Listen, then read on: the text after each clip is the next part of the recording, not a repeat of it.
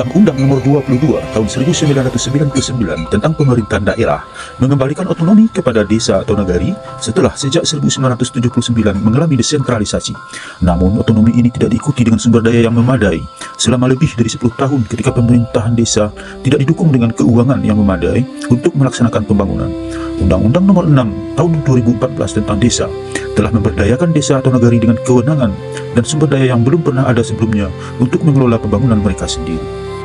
Berbeda dengan desa atau nagari, kecamatan tidak lagi merupakan tingkat pemerintahan atau administrasi seperti sebelum era desentralisasi. Kecamatan menjadi salah satu perangkat daerah kabupaten kota yang melaksanakan sebagian kewenangan bupati yang dilimpahkan kepadanya. Kecamatan tidak memiliki banyak kontrol atas desa atau nagari seperti sebelumnya, meskipun tetap bertugas membina penyelenggaraan pemerintahan desa. Dengan makin meningkatnya sumber daya yang dikelola desa atau nagari pada masa Undang-Undang Desa, pengawasan dan pendampingan terhadap pemerintahan desa menjadi penting. Kecamatan diharapkan membantu melakukan pembinaan dan pengawasan desa untuk mempercepat pembangunan desa atau nagari. Undang-Undang Nomor 23 Tahun 2014 tentang Pemerintahan Daerah sebagai pengganti Undang-Undang Nomor 22 Tahun 1999 menugaskan kecamatan sebagai pembantu bupati untuk membina dan mengawasi desa atau nagari.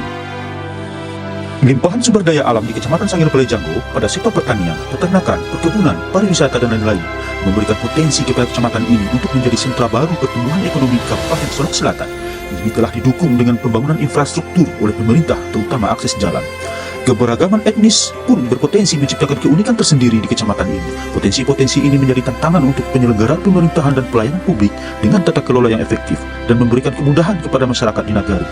Penyelenggaraan pemerintahan yang baik, transparan, dan akuntabel akan menghasilkan multiplier effect dalam peningkatan perekonomian di nagari-nagari sekecamatan Sangir Balai Janggo.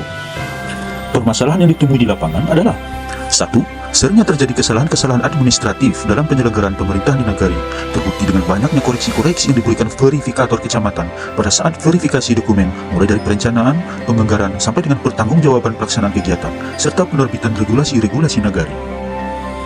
Yang kedua, perbedaan pemahaman dalam pelayanan publik berjenjang menghasilkan kekeliruan dalam penerbitan dan pemrosesan dokumen dari nagari yang akan ditindaklanjuti pihak kecamatan seperti rekomendasi, surat keterangan, dan lain-lain. Kekeliruan ini mengakibatkan perlambatan dalam pelayanan kepada masyarakat. Tidak jarang warga harus bolak-balik antara nagari dan kecamatan untuk memperbaiki kesalahan-kesalahan pada bahan yang dibawa dari nagari. Ini menjadi masalah besar ketika warga berasal dari nagari atau jorong yang berlokasi jauh dari kecamatan, bahkan medan jalan pun tidak mendukung. Bertolak dari permasalahan-permasalahan tersebut, hal-hal yang menjadi pertimbangan untuk langkah ke depan adalah: 1. Pelimpahan kewenangan pengelolaan keuangan kepada nagari harus disertai dengan kesiapan aparat nagari dalam pengelolaannya, dan kecamatan mempunyai tanggung jawab moral untuk memberikan supervisi kepada nagari. Yang kedua, sinergitas antara kecamatan dan nagari dalam pelayanan kepada masyarakat akan meningkatkan tingkat kepuasan masyarakat dan berdampak kepada peningkatan produktivitas masyarakat dalam perekonomian. Dan yang ketiga, kondisi topografi dan permukaan jalan sebagai akses transportasi antar nagari di Kecamatan Sangir Balai Janggo menuntut ketelitian dalam pengelolaan berkas atau dokumen untuk menghindari pengurusan berulang-ulang oleh masyarakat. Maka, inovasi cari besi hadir di Kecamatan Sangir Balai Janggo sebagai jawaban atas masalah-masalah ini. Cari besi bukan aktivitas mencari besi, bukan aktivitas mencari lokasi tambang biji besi, melainkan singkatan dari Kecamatan dan Nagari Bekerja Bersinergi. Secara umum, inovasi cari besi bersifat meningkatkan komunikasi timbal balik antara kecamatan dan nagari untuk melakukan perbaikan-perbaikan dan penyempurnaan dalam penyelenggaraan pemerintahan dan keuangan, serta pelayanan di nagari dan kecamatan. Komunikasi yang dilakukan adalah berupa monitoring, evaluasi, supervisi, dan sharing informasi. Selanjutnya, dalam pelayanan dilaksanakan pembaharuan proses dalam pengurusan berkas dan dokumen masyarakat yang berlanjut dari nagari ke kecamatan.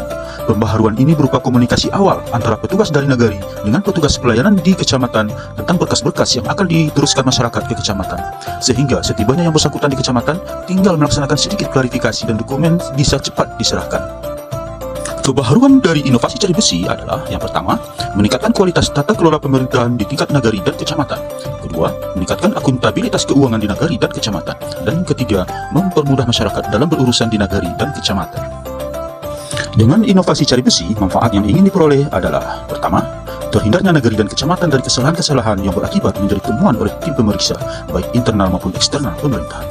Dan yang kedua, mempercepat proses pelayanan publik di nagari dan kecamatan.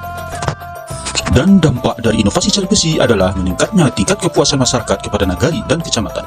Ini juga menyiratkan peningkatan kepercayaan masyarakat kepada pemerintah dalam hal birokrasi yang sehat.